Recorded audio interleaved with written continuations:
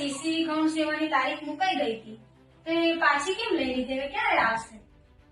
આમ તો કેવું છે કે જનરલી પરીક્ષામાં એવો નિયમ હોય કે પહેલા જાહેરાત આપવાની હોય ને પછી પરીક્ષાની તારીખ આપવાની હોય. એટલે ગૌણ સેવા વાળા પરીક્ષાની તારીખ મૂકી દીધી, બરાબર છે. એમને એક્ઝામ ડેટ આપણને આપી દીધી હતી આ રીતે.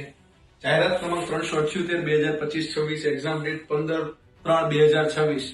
પણ ખરેખર નિયમ કેવો હોય કે પહેલા નોટિફિકેશન આવે પછી એક્ઝામ ડેટ આવે. અને નોટિફિકેશન 378 નંબરની જાહેરાત આવશે 5700 જગ્યા માટે.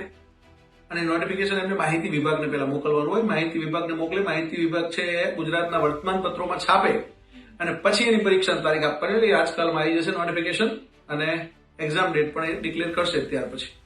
એટલે 1-2 દિવસમાં તમને સારા સમાચાર મળી જશે. 5700 જગ્યા, 378 નંબરનો જાહેરાત ક્રમાંક.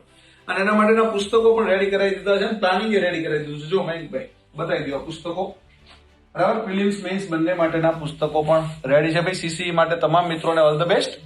Best of luck. જય હિન્દ, જય ભારત, જય જય ગુજરાત. એટલે આવી જશે જાહેરાત. All the best.